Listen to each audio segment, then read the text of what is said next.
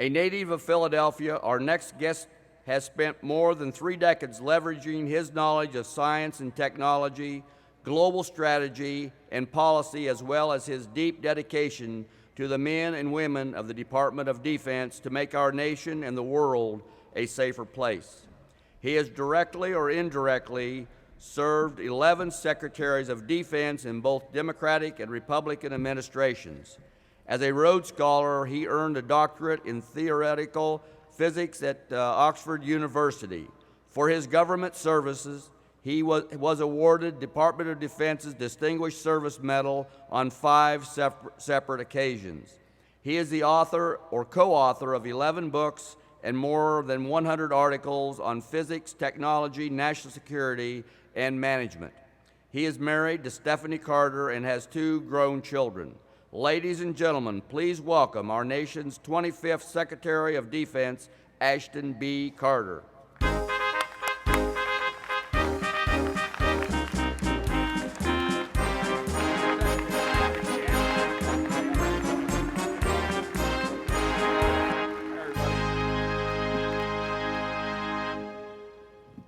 Well, good morning, and thank you. Thank you very much, National Commander Helm. I want to thank the leadership of this great organization for inviting me and each and every one of you here for your tireless advocacy on behalf of our veterans and our men and women in uniform. And I want to thank Baltimore for hosting this year's convention. I don't know whether Bob McDonald is here, but I also want to thank him for his determined leadership at the VA and his partnership. From the Second Battle of the Marne to the Battle of the Bulge, from Inchon to Khe Sanh, from Fallujah to Wanat, to every person here who proudly called themselves a soldier, sailor, airman, or Marine, who now proudly call themselves a Legionnaire, thank you. You are defending those who defend us.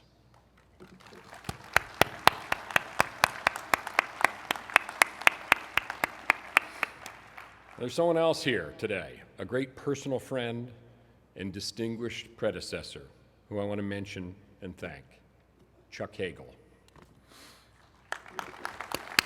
Here is Chuck. Chuck was a soldier in Vietnam. Stories of his bravery are well known. And throughout the rest of his life in public service, Chuck dedicated himself to those who served. And that's why he proudly wears the Golden Seal. Vietnam taught us the hard way that while one may question why we fight, we must never question the honor of the men and women who do the fighting.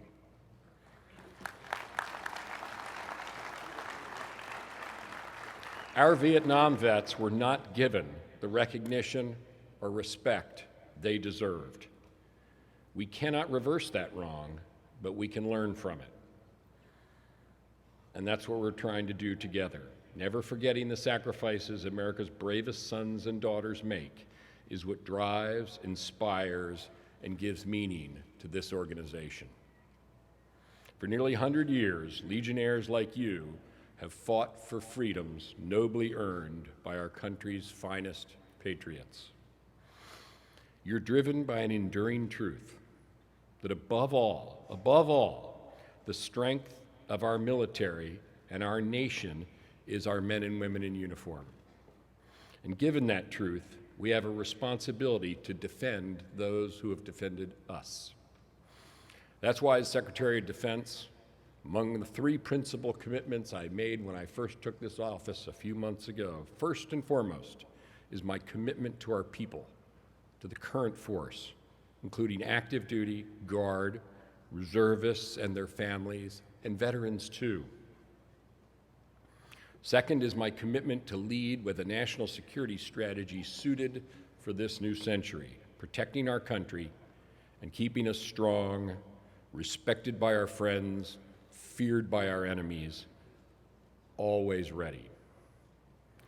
And third is my commitment to our future and to the force of the future, where innovation and technology remain pillars of American strength, and making sure tomorrow's force is as great as today's by continuing to recruit and retain the best America has to offer.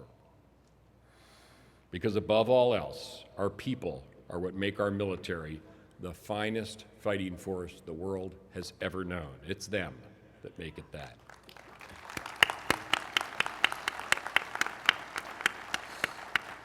Few others know better than you. Our great responsibility is to make sure we never put a single one of America's brave sons or daughters or their families in harm's way without the greatest care and reflection about why we're doing it and how it benefits our nation. And our responsibility extends to all generations, to our veterans, to our wounded warriors, to the fallen and their families, and those on the front lines today. Through our partnership, we've made tremendous progress in recent years, and I'm grateful for partnership with this wonderful organization. Today, for example, we know that traumatic brain injuries and post-traumatic stress are factors that increase the risk of suicide. And we've taken action to make sure service members treated for mental health conditions can continue their care as they transition to the VA.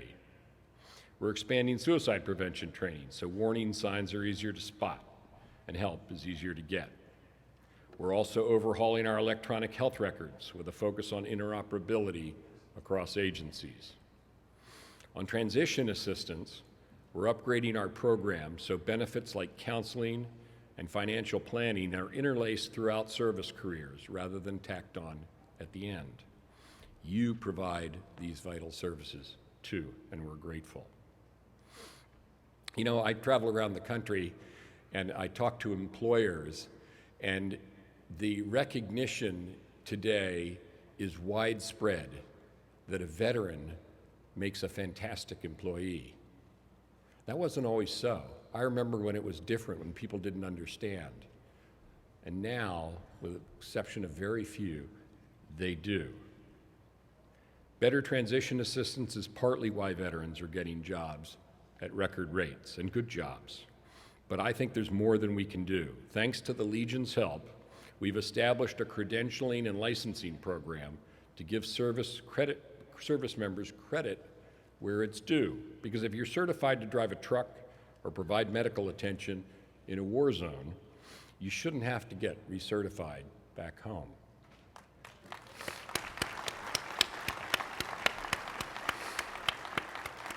Over the next few years, we expect 1.5 million 9/11 generation vets to join the 2.5 million who've already left service.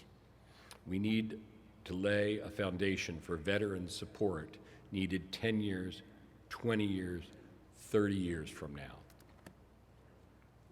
Asking questions about the future is vitally important, and we need to ensure today that every strategic decision we make should be a step towards keeping us safe, protecting our country, and protecting our allies and friends now and in the future.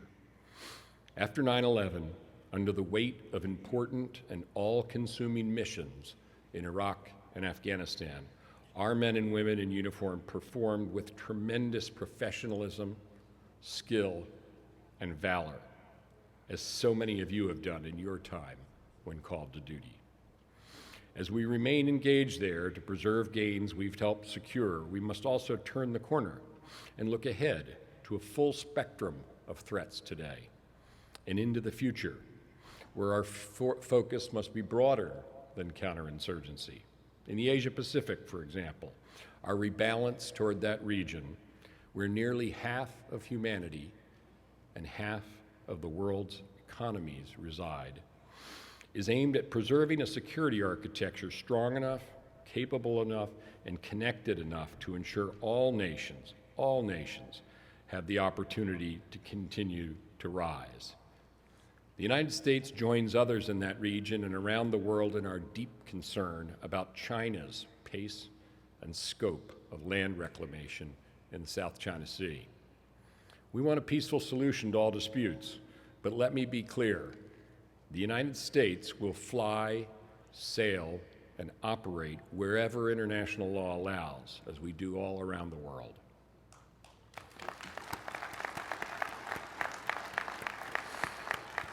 And in Europe, we're supporting our allies with a new playbook, countering Russian aggression with a strong and balanced approach, and bolstering our NATO alliance, which continues to be an anchor for global security. We do not seek to make Russia an enemy, but make no mistake, while Vladimir Putin may be intent on turning the clock back in Russia, he cannot turn the clock back in Europe. We will defend our allies.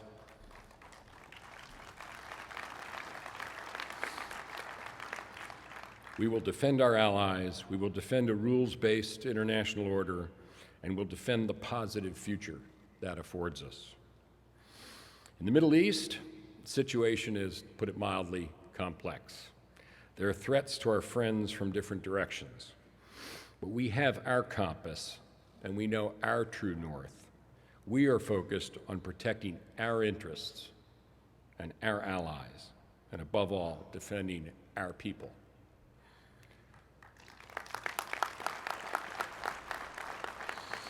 First, we will deliver a lasting defeat to ISIL.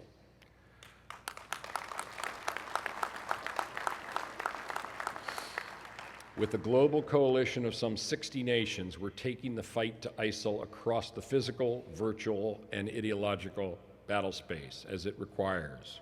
Our coalition has conducted over 6,500 airstrikes, severely hampering ISIL's movement and operations and systematically eliminating this evil group's leadership. Dealing ISIL a lasting defeat means that there must be capable, motivated, local forces on the ground to sustain the defeat.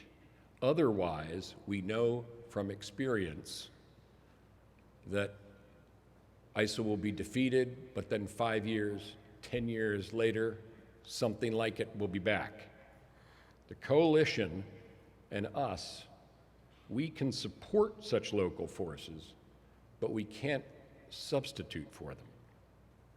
To date, we've trained more than 12,000 Iraqis. We need more.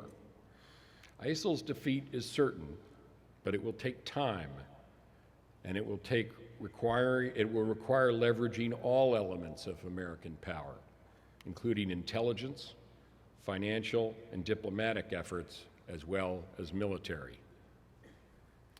Which brings me to a second important piece of our broader Middle East strategy, the nuclear deal with Iran.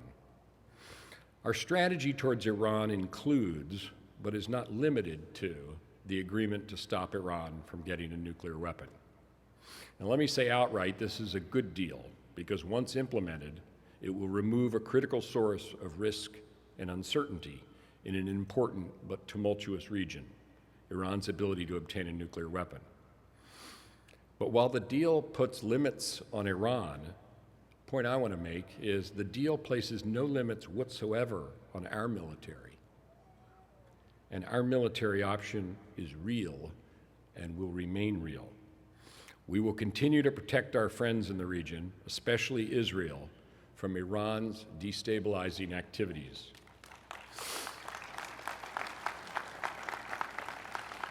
As I told some of the more than 35,000 American troops in the region when I visited there last month, deal or no deal, the United States military will remain full speed ahead.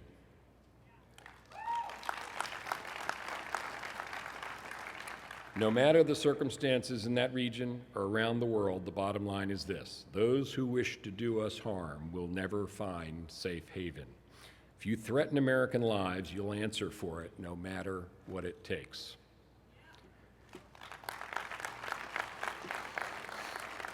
Answering threats today and for years to come demands we look forward and prepare for the future. Last week, I was at Nellis Air Force Base, where we're conducting exercises with our air forces and, in fact, a joint force and some allies, working with new technologies and capabilities in space, cyber, and electronic warfare, as well as air warfare. In that way, Nellis symbolizes our strategic transition, a future where America remains overwhelmingly strong in posture and retains full spectrum dominance.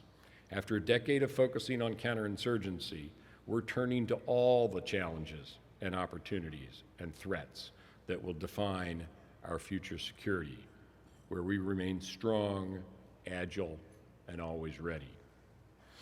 Today, the U.S. military has no equal. We're the best. Damn right. But to stay the best, we have to embrace the future, and that has several dimensions. We have to be open to the wider world of technology. We need a sensible long-term budget that does right by our military and our taxpayers. And we need a 21st century personnel system to match a 21st century military. That's what I call our force of the future. Embracing change to stay the best into the future isn't a course correction, it's the wind in our sails. It's the American way. Quite frankly, it's what we've always done to make us strong. First, our unrivaled military must double down on an unrivaled American strength. It's our capacity for game-changing innovation. We have to be the firstest with the mostest in all technology fields. As part of my effort to push the Pentagon to think outside of our five-sided box, as I call it, we're building stronger bridges between the Pentagon and Silicon Valley and the tech communities around the country. We're aggressively investing in innovation and pushing R&D in areas like robotics, data science, cybersecurity, biotech, and hypersonic engines that can fly more than 5 times the speed of sound. I was just in Silicon Valley last week announcing a new public-private partnership to propel flexible hybrid electronics technology, which, just in case you don't know what that is lightweight, shapeable sensors of the future that can give us real-time damage reports or integrate into smart prosthetics that have the full flexibility of human skin. Those are some of the applications, but the most exciting applications will no doubt be ones we can't imagine yet. And that's just one field of technology. It's not just about the best technology. You know we need the best people too. So we're drilling tunnels through the wall that sometimes seems to separate the government from the innovative private sector, so more of America's brightest minds can contribute to our mission, even if for a time. All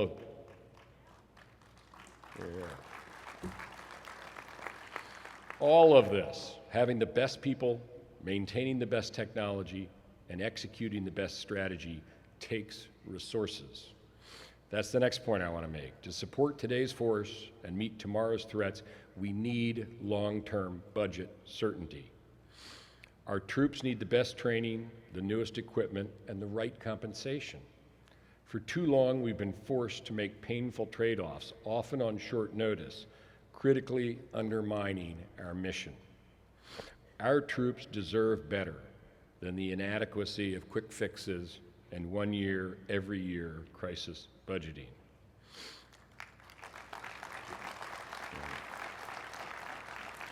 Indiscriminate cuts from sequestration are wasteful for taxpayers, dangerous for our strategy, unfair for our troops, and frankly, embarrassing in front of the world.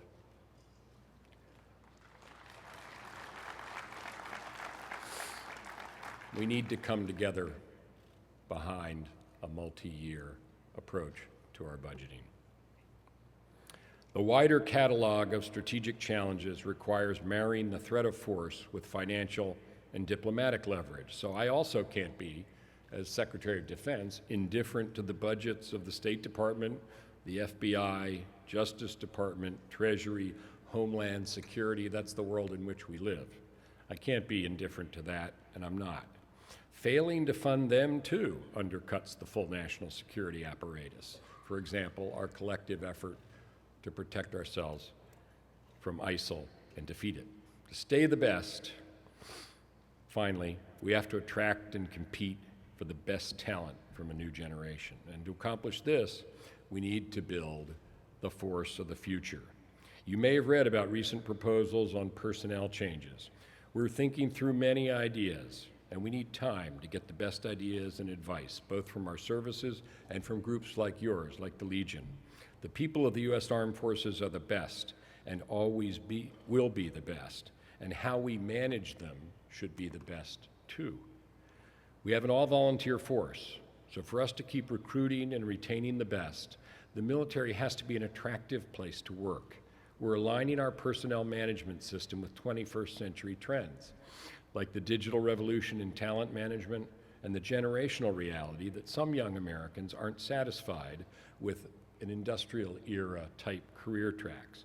They want, you might say, jungle gym careers where you advance by moving around and having new experiences, not an escalator where you get on and wait your turn. But not all upgrades you see in the private sector are applicable for our military, because after all, the military is a profession of arms with a unique mission. Still, we can learn some lessons and get some inspiration from new tools and modern approaches. And here are some things we're considering. We're pushing for flexibility by building on-ramps and off-ramps to give our people more choices, because wherever it's compatible with service needs, it shouldn't feel like you have to choose between pursuing a promotion, supporting a family, or getting a quality education.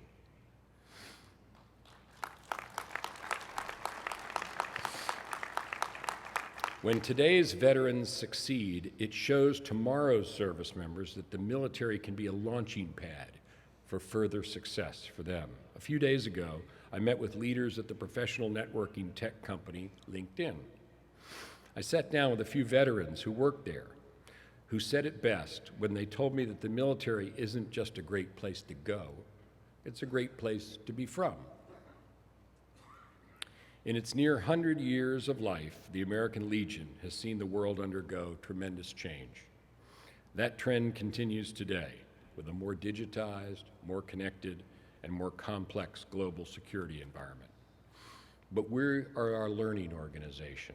That's what keeps us ahead, adapting, innovating, rising to the occasion. We don't react to change, we wield change.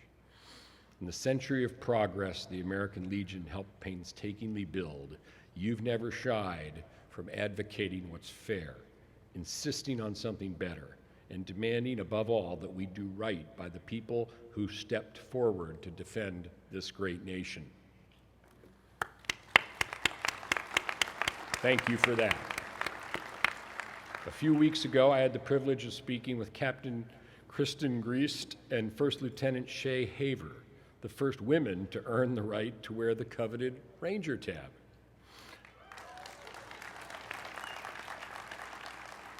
They did what Rangers do, lead the way. Today, it's actually a huge credit for anybody, man or woman, to endure the intense curriculum at Ranger School and to prevail and to graduate. But these two women are more than a snapshot of the strength of our current force. They represent a broader future trend, where a strategy of attracting the best and staying the best means we keep pace with change and open ourselves to the talents and strengths of all Americans who can contribute with excellence to our force. Where we modernize our recruitment, our retention, and our readiness in a way that's worthy of a 21st century force. When put to the test, not everyone, only a select few will meet our standards of combat excellence. But no one needs to be barred from their chance to be tested. That's just one way we're evolving to retain our place as the finest fighting force the world has ever known. To stay the best, we must keep our focus on our greatest strength, our people. In caring for those who serve, in pursuing a strategy suited for this century, in building the force of the future. If we do right by our people with thought and commitment and openness and honor, then tomorrow's veterans will be as good as today's, and America's security will be assured for generations to come. Thank you for all you do to make our country strong and secure. Appreciate it.